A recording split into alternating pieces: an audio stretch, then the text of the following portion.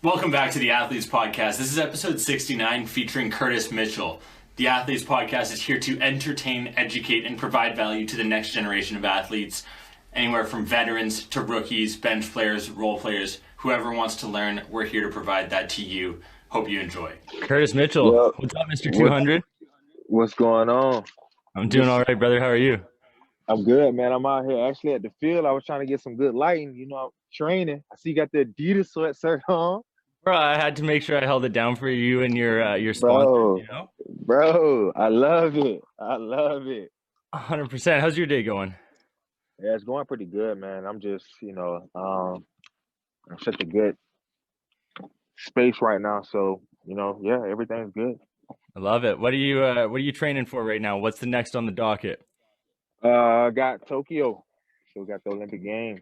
Yeah, so just training for that. Then we got the World Championships right after that. So yeah. I rate it. I rate it. I like it. Well, first of all, I want to just say thank you for coming on the Athletes Podcast, man. Fired up to have you on. Excited to chat. Yeah. I want to get to know a bit more about Curtis Mitchell. There's not a whole lot of information out there on you. Who is Curtis Mitchell? What's he about? Other than Yeah. the roof of your car, what's going on in your life? Yeah, so a little bit about me, professional athlete. 10 years going into, my professional season right now with Adidas.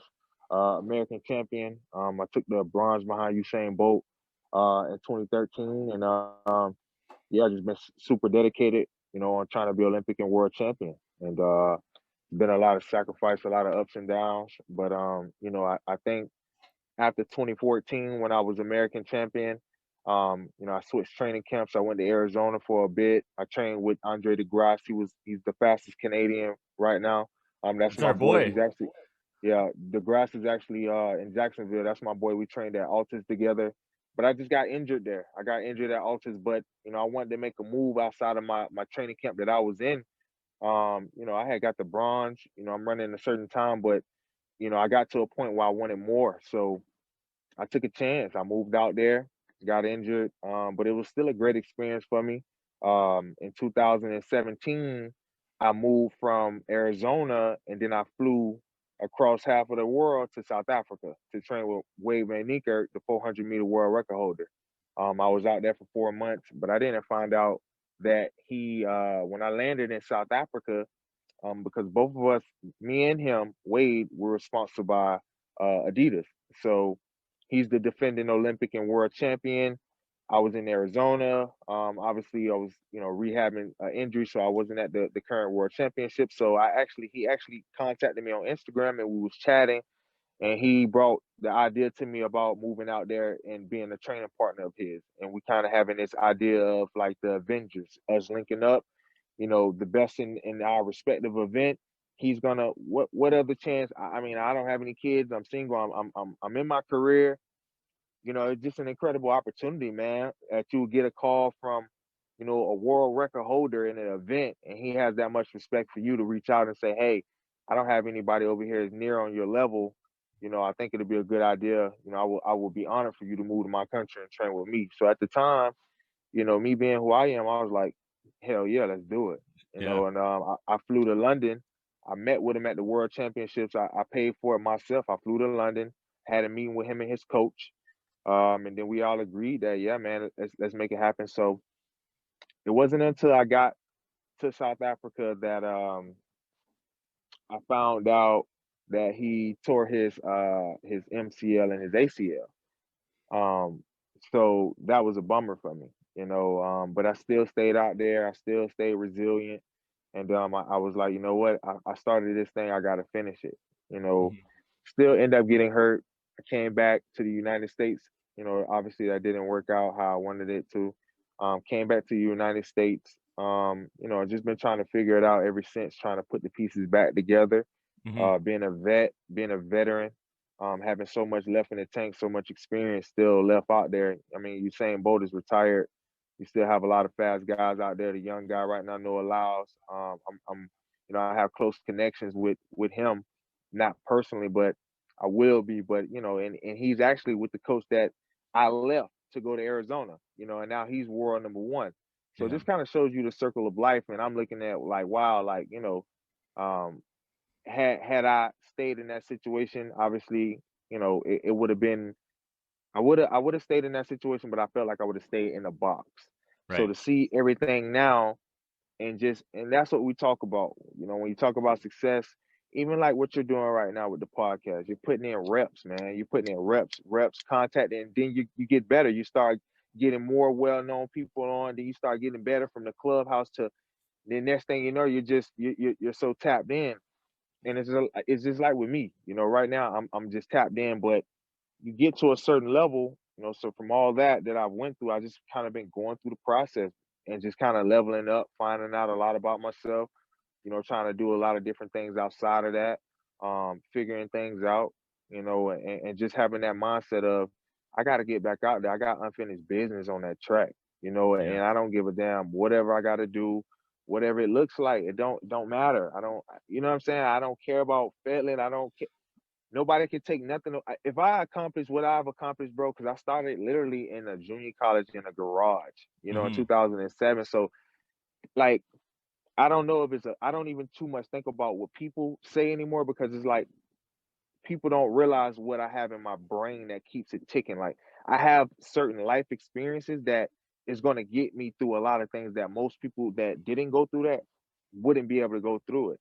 So Totally. it's no surprise to me that I'm doing this, and I'm proud of all the shit that I've been through up until this point, even though I've already experienced success, because that's how it should be. Just like Hmm. Tom Brady, when you're 43, like Tom Brady can flex. He's the GOAT. You know what I'm saying? Like, period, dog. He's the GOAT. Like, and LeBron, like all these people that has these systems and what a champion is about, like they're changing the whole dynamic of, oh yeah, athletes are supposed to peak at this age. Says who? Who are you guys doing these case studies on? Like, an athlete is gonna continue to perform at a high level as long as he has his mind, his body, and soul right, and he's doing the right things, and this is what he truly wants. These athletes are proving it. And I want to be one of those people I want to be one of those people that control and do this as long as I can, you know what I'm saying? Hmm. While still exploring more of who Curtis Mitchell is, getting into real estate, buying more businesses, having that entrepreneurial mindset, taking what I learned and what I know in the track and field, because obviously I have a winner's mindset, you know what I'm saying? So it Hmm. translates to business. So just trying to marry the two, bro, and it's just been a hell of a journey to kind of sum it all up, man. Dude, I love it, and it's amazing because we connected on Clubhouse. That's kind of how I started learning a bit more about you. We started messaging back and forth. I really wanted to get you on. I think you have an incredible story to share and a lot of passion behind it, and that was why I was so amped up. And you've got that kind of Gary V mentality where it doesn't really matter at the end of the day as long as you know what you're doing, you're putting the work in, you're going to end up seeing success long term. Yeah.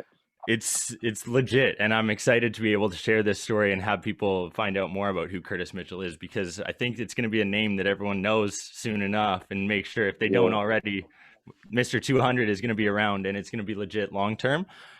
Let's take it back though, because you mentioned JUCO, you mentioned the grind, the shit that you've gone through. One of the things we do on the Athletes podcast is share younger athletes' stories, kind of these what it takes to get to that elite level of performance. JUCO, what's that like? High school, grinding it out. Obviously, you end up at Texas A&M performing, but what's it before that? Like before you get to see the limelight and be on the big stage, tell the listeners, our younger generation of athletes, what it's like going through all that shit. That's what turns boys into men, so to speak, because that's your foundation. You have to go through that, and studies. If you look at the history of how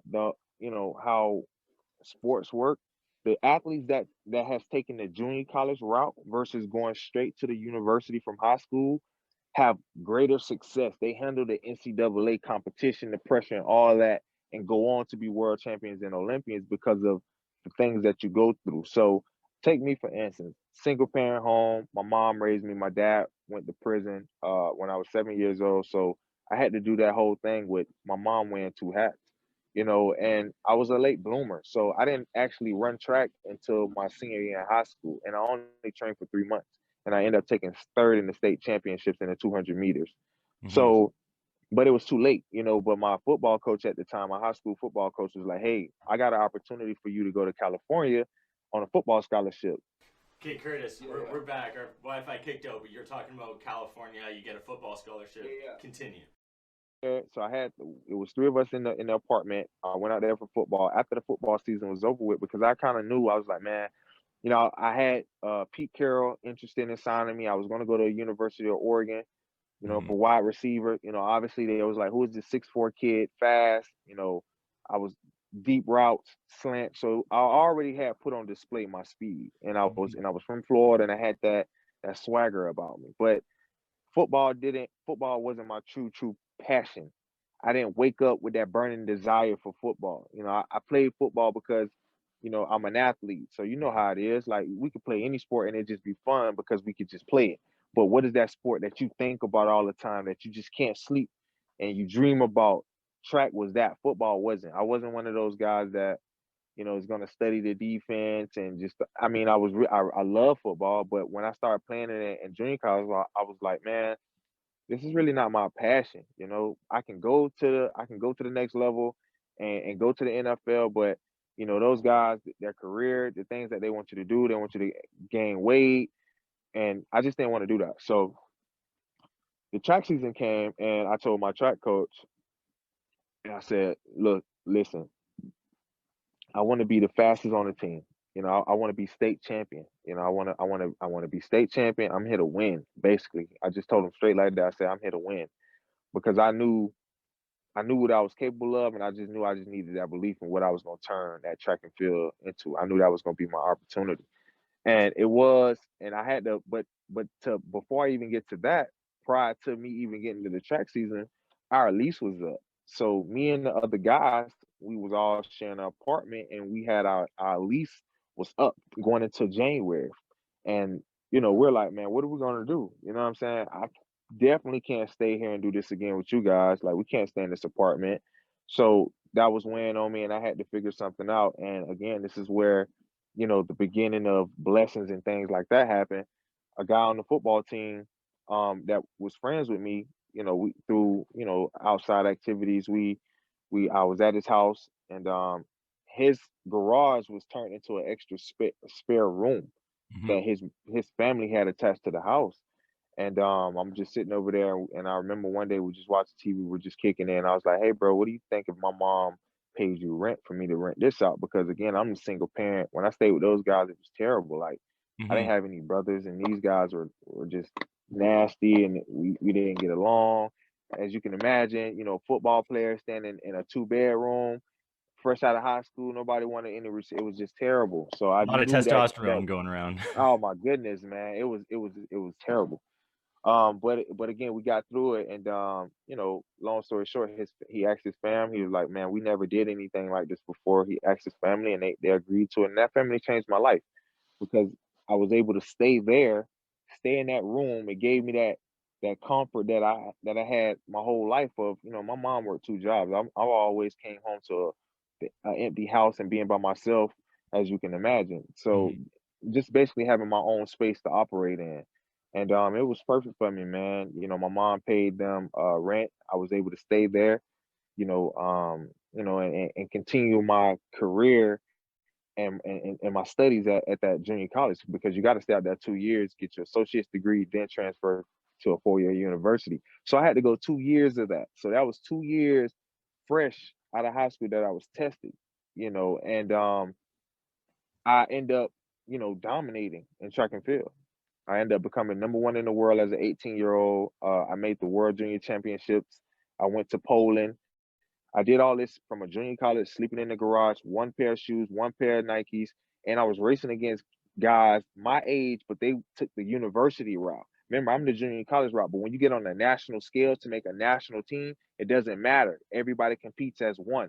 Like when you got the Olympic trials, the world championship trials, all the best runners in the United States of America, whether collegiate, high school, pros, we all compete at one championship and it's top 3 in each event. It doesn't matter. So I had to take my limited resources, and I competed with these guys that had everything. They was at the University of Florida, the Florida State, these big institutions.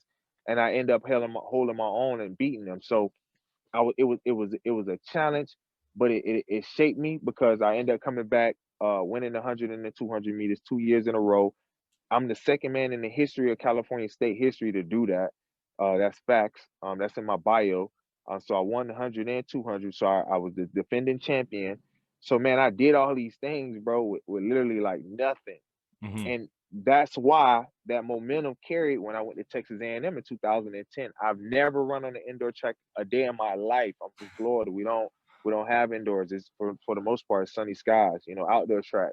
Yeah. I ended up being indoor champion. I ran the fastest time in the world. I broke a 29-year-old indoor record a day before my birthday. I ran 20.3. There's only like 25, 26 men in history to ever run faster than that. I did that within 6 months of me training at Texas A&M, because think about it. I go from, bro, it's literally like you go from being such a you done such an incredible job in such a toxic environment to the point when you finally get to sleep on a nice bed, you get a layout, a plan, and get around a team of people that actually know what to do with that talent. You go to the next level, and that's exactly what happened. And when I went to A&M, I went undefeated. I became NCAA number one, ranked number one. And then that summer I became the 25th man in history to run sub 20, and I ran 19 seconds. And my life changed after that. Then I declared to go pro. I forego my senior year. I turned pro early. I left Texas A&M. I moved to Florida. I signed with Adidas, an exclusive three year deal with an option fourth year. My first 2 years in the pros, I trained with Tyson Gay, obviously the American record holder, one of the fastest men in the history, the second fastest man in the history of the world. Mm-hmm. I trained with him, got injured, and then my third year, everything clicked. Everything clicked for me. That's when I ended up getting the bronze, and yeah, man, the rest is history. So it's kind of like the story. It's amazing because you basically did my job in the sense that you listed off all those stats that I was going to do. So I appreciate you saving me that time. It's awesome. I want to bring up, because you went from, like you said, grinding, sleeping in someone else's home, going through, you have nothing given to you. That's why I was honored to be able to share your story, and hopefully a lot of people resonate with the fact that you don't need to be handed stuff as a kid, as a 15, 16, 17-year-old. You can legitimately become the best at whatever you are trying to do without being handed these extra items, add-ons, whatever you need, right? You don't need the best shoes, you don't need the best equipment. So this is an important episode for me, so I appreciate you sharing that. I want to talk about 2013. You're running against Usain Bolt. He's the perennial number one. Everyone knows he's unbelievable. You've got the ability. You end up in third. You get that bronze medal. What was it like? You're running. I think you had a 20.04 was your score there in that race. What's going through your mind there pre-race? Going through your head? Are you even focusing on the other guys that are around you, or are you just dialed in? You've got your pre-game ritual. What is it? Yeah, that's a great question to kind of tap into my mindset of that moment, and how I think there was a lot of different things that was going on in my mind. But I think the thing that calmed me down and kept me present in that moment was just the zone that I was in, man. I was just in that zone, the focus zone. That was my time. That was my championship. That was my moment. I was in that flow state. And man, when you're in that flow state, whatever industry you're in, whatever you do, when you tap into that, it's something. It's a high. It's a whole nother level. And for me, when I tap into that from a running standpoint, it's something that I can't describe. And it started from, because I knew that I had to get into this. And I know this is gonna sound kind of childish, but it's whatever. I love Dragon Ball Z, for instance. I rate it. Like Okay. you like Goku and Vegeta. Like I grew up being a Goku fan, but you notice how but I got a lot of respect. As you get older, you look back at Vegeta, you be like, yo, I respect the hell out of Vegeta, because that dude is gonna, whoever's the best, he doesn't care. Whatever he's only focused on Goku because he know he's the best. He's the standard. So he has to raise his standard, but that deep down, he has so much respect for him because he know he's the only person that can take him to the level that he needs to go in order to reach that level. You know what I'm saying? So it's the same with Bolt. Like, you have that inner starstruck feeling, but you realize, like, yo, I have to rise my confidence, and I have to be in the moment and look at it like I'm not focusing on nothing. I got to stick to what I got going on, because the moment you kind of get caught off guard or get like kind of like fanboyed or too focused on that, it can throw you off and you won't be able to go out there and achieve what you need to achieve. And I think David Goggins, he said something like that, man. He did like this ultra marathon, and it was something crazy. And he had, right before his last 36 hours, if I'm not mistaken, I'm not, 100% sure, but I listened to it. Right before his last 36 hours, he had took his body somewhere that it had never been before. He was, using a restroom on himself. He was physically exhausted, but then he got to a point in his mind that he realized like he can go more, and he ended up finishing that. And I use that terminology to say that during that time, I realized that I went somewhere that no one else could go. You know what I'm saying? I tapped into something different. I had to tap into something totally different in order to get there. And I was so like the rounds prepared me for it, but just I remember watching Usain Bolt warm up, and I was like, wow, like I've been watching this man my whole career, like even from the Texas A&M days, the junior college days when I just told you about the garage. He was the guy, because that was back in the 2008 Olympics when Usain Bolt came out running 9.6, pounding his chest. It felt like the world stopped. Nobody's never seen that. Nobody's never run that fast doing how he did it. This man literally pounded his chest for 30 meters, lifting his knees up in an Olympic final, putting a gap on the fastest humans in the world. Like, bro, that's insane. So you realize, like, even me telling you about it, you can laugh in your thoughts, and you're like, man, I can't even imagine. Now I want you to imagine yourself actually having to race that, to compete against that. You know what I'm saying? Because 100%. because you're like, yo, dude, if I don't do something, like I'm gonna literally get my doors blown off in front of the world. So I'm battling that thought too, like, oh my God, like in a minute, and I'm in lane 3. So it's like, shit, like the ladies gonna come introduce us. Like I don't got no more time. Like, bro, you feel like you gotta just urinate on yourself and just be like, yo, stop. I don't want to race. Like all those feelings. But coming into the finals, I had the fastest time out of all the heats. And I had one of the fastest times in the semifinals, and that's when I ran my personal best to this day happened a short hours before the finals when I ran 1997.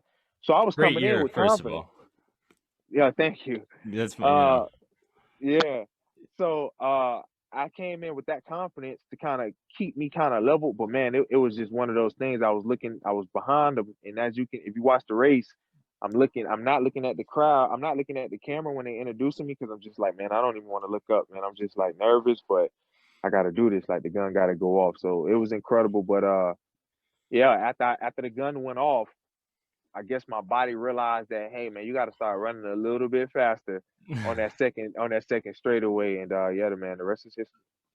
Well, it was interesting, and I was watching that, and it was exactly right the way you described it. You weren't looking at the camera, you didn't do anything, so it was it's interesting, and it's cool to be able to share what that mindset is like for you going through. You got Usain Bolt, like crazy. I can't even imagine it. That's hence why I was laughing throughout that experience.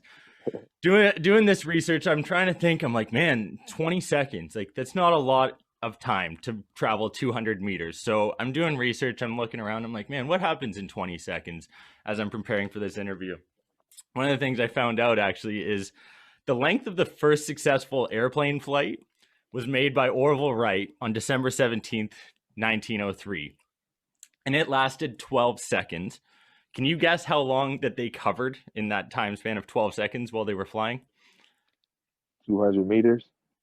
37 meters. So they traveled less than a quarter of what you traveled while they were in the air. Mind-boggling, eh? Yeah, I'm still trying to fathom that. So you travel literally, I don't know what the breakdown on that. Ian, Jordan, if you guys can figure out that quick maths, but that like ridiculous. So just to give you some perspective, you could cook minute rice 3 times in the length you'll travel 600 meters. Mind-boggling statistics. Do you ever just have people when you're training on a track going around, do you ever have that moment where people are like, hey, let's race, let's go for it? You win some quick cash off them if you lure them in? Bro, I've had that earlier, but now I'm so like I'm not a street racer. You know, it's a Mm, professional sprinting for a reason. It's preparation behind this. It's not just get up and just go randomly just go run. That's not how it yeah. works. And I try to explain that to people, but that's about because people just don't know the levels of sprinting. They just assume that you just run fast. Like you could just you just wake up and you just drop it a dime. It's like no, it's like it's levels to it and I'm definitely not doing any street races. I don't know a few guys, reached out to me on Instagram in regards to a foot race, and I'm like, guys, I'm not, I'm not doing nothing like that. It's not worth it No, for you. You've nah, got like nah, you've got so much riding on making sure that you stay healthy. You're not trying to do those ridiculous right. feats just to make a quick buck. You're in it for the long Ex- haul. a- Absolutely, absolutely, and I think, and that's kind of what you see now, man. And I'm glad you kind of, said that little piece, and this probably could be another conversation, but and that's what I try to tell people. Just understanding your value and your brand, and being firm on that and not letting people, try to take advantage of you in those ways and I think that's important. I really think that's important. That's a self-awareness thing and I think more athletes should do that because you do see that, when you Hmm. start doing things for a quick buck, it just doesn't make it makes your story less exciting. It makes things that you've done kind of watered down and filtered and it's not good. So that's why I say like I know I joke about it, but I stand firm on those type of things. Like I never would do those things, unless it's something that, track and field as a committee we put together properly and we race in a venue on a track or something like that, then yeah. Because the NFL did something like that. They gave away like $1 million for the fastest man. I think it needs to be more creative things for track and field athletes and opportunity for sure. Yeah. Um, as a sport, um, but yeah, just wanted to say The that. I want to actually bring up Super Bowl last night. Did you watch the game? I called all the way to like the third quarter. I was in and out, man, because I was on the mastermind class, man, Oh, on, true. on Hey, you're on that Clubhouse. grind. I love it. Yeah, man, I was in the billionaires club mastermind class last night. Are you Talking to the you're living billionaires. on Clubhouse right now, hey?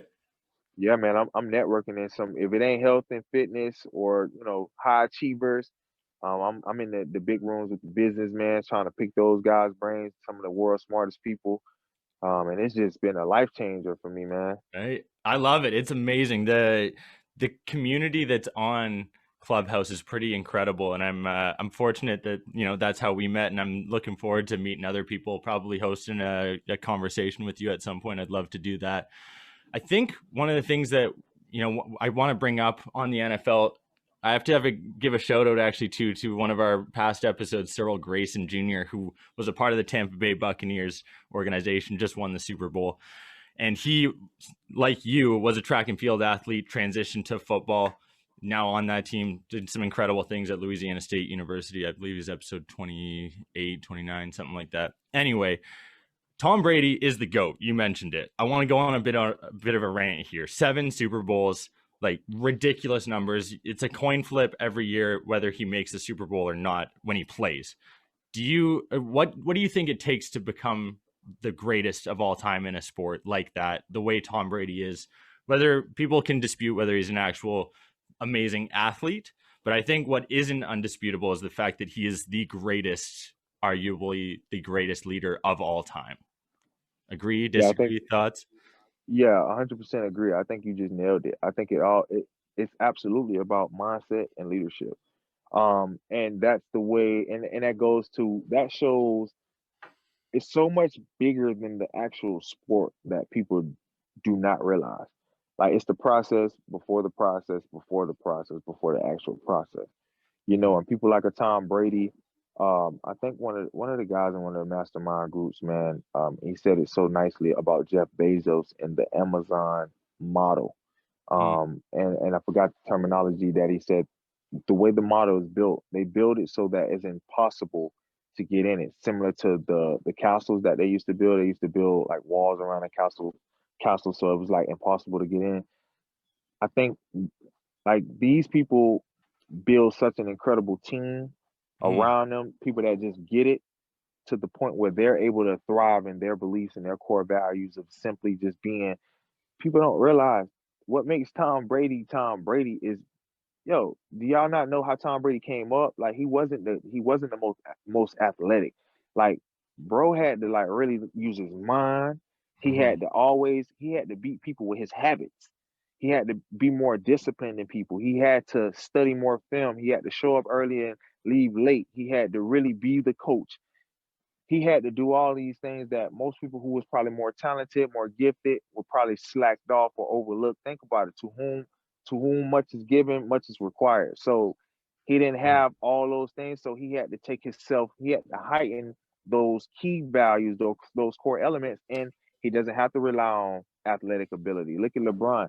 When you reach that level because you tap into the mind will always know how to evolve with the body. So Hmm. he's evolving with the body. And I can say that and I can speak to that because that's what I'm doing.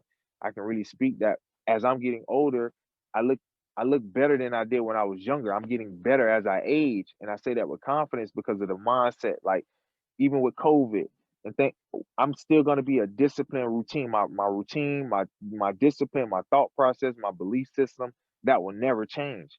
I will never not get up in the morning time and meditate and be a high achiever and love my morning time and train and eat clean and study these different things and just put my training and my craft first. I would never not do that. If it wasn't for my foot injury, no doubt in my mind I'd be number one 200-meter runner in the world right now. No doubt in my mind. You know why? Because I know nobody will outwork me. Go ahead. Yeah, tell the listeners about this foot injury because I've done my research. I kind of know a bit, but like dive into what that was like, even from the mental aspect of overcoming that, trying to come to terms with it. Like, there's so much that goes into an injury like that, especially when you're performing at the best of the best level. How do you wrap your head around the fact that, hey, I might not be able to run for a while? Hey, this might take a long time.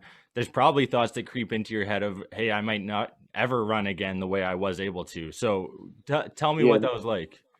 yeah, nah, great question. Like those thoughts never run through my mind unless my foot is like unless it breaks, then I'm always like, man, far as like never running again, but it absolutely sucks. But at the same time, I've been through enough injuries because I know why these injuries are happening. These injuries Mm, are somewhat inevitable unless, to be honest, I try to I wish it's a situation where this what has to happen. You take a guy like me because I use all the high tech training modalities. I know about all the world's top recoveries, the cryo chambers. I've been using cryo chamber before it even came out. Now you see people like LeBron, Mayweather, all these people talking about it. But you can go on my Instagram in 2012 when they had these cryo chambers. People was like, "What is that?" And I was like, "It's nitric gas. It gets negative 200 degrees." I've been doing it so long, and it's just kind of now you see more people talking about it. The cryo saunas, the infrared saunas, the oxygen chambers, the hyperbaric chambers, all these different things. So if you take somebody, if like these NFL players and these NBA players with a big budget, and say here, and these people are minds all right, like they're gonna flourish because in their regular life, like all I want to do is be healthy and train. And if I can train, then I'm going to continue to get better. And hmm. that's what these guys have been able to do. LeBron spends $1 million on his body and things like that. So for me, with my foot injury, I've been through enough injuries before to realize like how to get through them. It sucks because I've been out for so long. I haven't competed really since 2014, and it's just been a lot of training. And I know like in training, it's been spurts of me showing like I've already, even though I haven't competed, I've done things in training to indicate like my body's ready to do something really really special. Like I'm a grown man now. I Mm, got my world medal at age 24. I'm 31. I don't have any health issues. You know what I'm saying? I'm in the yeah. gym. I train. I eat clean. Like, so my body has, as you can see, my body has gotten stronger. So I'm like, I can't wait to take this new body onto the track. So it's just been like that excitement. So that's what it's been. It's been like, man, no way. Like regardless of what, it's no way I'm gonna. If it's an injury or something, I just got to figure out how to get through it. And my foot injury stems from something way deeper. So when I was a child, I actually jumped the fence at my grandma's house and I landed on a piece of glass that was standing straight up in the dirt. I And I bet that landed felt good. right up. Yeah, man, it was felt great. Amazing. And I remember, bro, as soon as I landed on the glass, like my whole foot was numb. anyways, it was right underneath like where your big toe is at, and that flexion. So it's in a Okay. perfect spot. And over time, I got it stitched up, but I have a ingrown wart that grows inside, so it has to get shaved out or it'll get bad. So essentially, what that means is, if it's like a ingrown wart, and if it grows, it's almost like walking on a pebble, a rock, Nice. with every step. And imagine having to run. So I've trained with this thing. I've Jeez. ran with it because the doctors, I can't run the risk of them having to go in. But it happened underneath the skin that the stitches were at when I was a child. So it just over time grew like that. Jesus. And the doctor, when I go to, and you can imagine, bro, anything on the bottom of your foot. So when I go Yeah. get it seen, I never want to go the route of, yeah, let's just opt for surgery and have them actually, go in and cut that thing out of my foot, because that's what we talk about, like change. I've never been cut on in my life. I've never had any surgery. I've never broken anything. I've sprained things. I've strained hamstrings, muscles. I've gotten stitches and cut things, but I've never had any operation before in my life.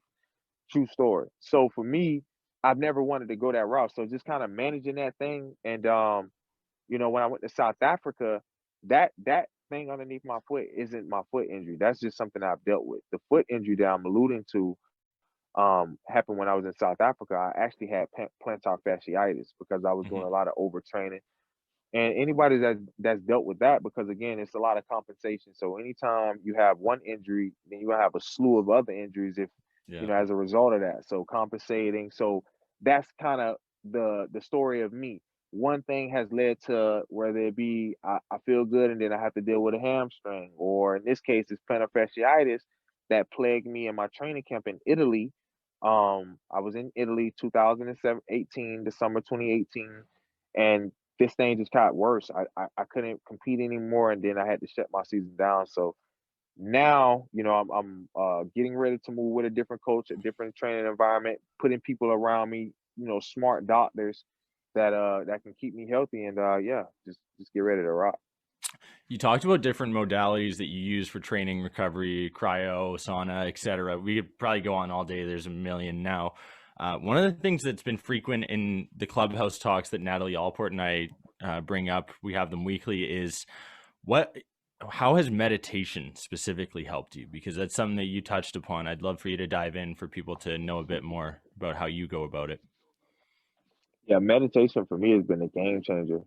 Throughout the years of my career, when I first stumbled upon it, from my acupuncture doctor, Dr. Visconti, out of Clearmont, Florida. He introduced it to me. He's a holistic doctor, and I remember when he first introduced me to meditation. He told me to take a warm Epsom salt bath, because that's what I do for recovery, Okay. between cold tubs and Epsom salt baths. He said, I want you to light a candle and just stare at the flame. And when you first do it, you're gonna have all these thoughts and things like that during the evening time when you're trying to unwind. And when you get to the point you can just stare at the flame and you have no thoughts, and that's how you know you're able to calm down. Mm. Being a high performance athlete, a high wire individual, a high performer, people don't realize, like, the flip side of it. Mental health, people, it's a lot of talks about it now, but it needs to be more awareness on that. Being on a self-development path, I feel like it's important for you to dive deeper into what's going on with you.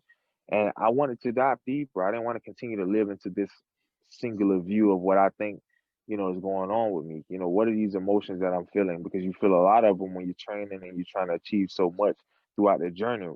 It doesn't matter what we do, who we are, we're all still human. And, I'm like, feeling anxiety and things like that, especially with COVID. Now it's just, I've just been able to just take it to the next level, because I realize what anxiety feels like, the worry and the overthinking, the inability to not be able to shut it down. Those things are key, especially now. And I realize, like, I need to take more time doing that, because I have to slow myself down. And just, experiencing anxiety, man, experiencing, going through injuries and things like that. Meditation has been able to, bring me back to center, help me recover more, help me think better, and just really put me in, lower that fight or flight, those cortisol levels that we have throughout a day, man, is very, very important, especially for optimum recovery. So meditation for me has been key. It's been a I game love it. changer. Yeah, I think it's going to be insightful for people to know, understand. I'm definitely going to try that candle thing. I like that. It sounds like a great idea. Before we ask our staple last question, Curtis Mitchell, Mr. 200, what's next? What's it 5, 10, 15, 20 years down the road? What's Curtis looking like? What do you want to be into? I know you mentioned real estate investing, the entrepreneurial mindset. What's there for Curtis after your running career is over? Because we know that's still on your mind and at the forefront, but everyone's, you can't be running in your 50s, 60s, at least not yet. Right. No one's done that yet. So, but I have no doubt with your mindset. But what's the future hold? Man, I really want to start acquiring businesses, man, and just changing lives, adding value, putting people in position. With my real estate company that I have, I plan on acquiring more businesses, acquisition, entrepreneurship, getting in and getting these profitable businesses, turning them around, acquiring as many as I can, man, and just growing my portfolio, not only in the acquisitions space, but the real estate space. I'm really big into that, and just taking my brand to the next level. And I think just continue to being in that space and that energy. Obviously working on myself. I feel like just some of the best opportunities are just gonna come my way. Yeah. So that's just pretty much my focus right now. Just really positioning myself now to be in alignment with that trajectory that I foresee for myself. It's pretty much where you'll see me. Just continuing, all this good energy from the track. I love that energy. Curtis, our last question that we ask every athlete on the Athletes podcast is, what is your single piece of advice that you would give to the next generation of athletes? My single most important advice would be never give up on yourself. Never give up on yourself. Always believe that you can do it. Confidence is key. Confidence is very key. But confidence comes from the work that you put in. You have to put in the work to be able to secure that confidence. And once you put in the work, you can be confident on the work that you put in, and it's going to take you places that you can only imagine. So stay true to yourself and stay true to the process. Always trust the process and be a good person, man. I know that's not one, but just really want to emphasize just being a good person and everything else to take care of yourself. Curtis Mitchell, you do not lack confidence. You are a good person. I sincerely appreciate you coming on the Athletes podcast, man. We look forward to more chats in Clubhouse and for you to compete in Tokyo, dominate on that world stage. Looking forward to watching, man. Hey, thanks for having me, man. It's a pleasure. Thank you guys for tuning in and watching the 69th episode of the Athletes podcast featuring Curtis Mitchell, also known as Mr. 200. Some incredible insights, honestly, from that episode, and just connecting with Curtis on a personal level. Really appreciated what he provided to the Athletes podcast. These episodes continue to get better. He's an incredible athlete. I can't wait to continue providing more value to you as listeners. If you have someone specific you'd like to hear from, would love to have you comment them down below.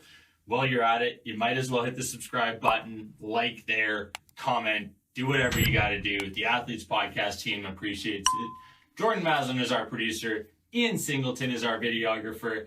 I'm David Stark. That was the 69th episode of the Athletes podcast, and I hope you enjoyed. Bye.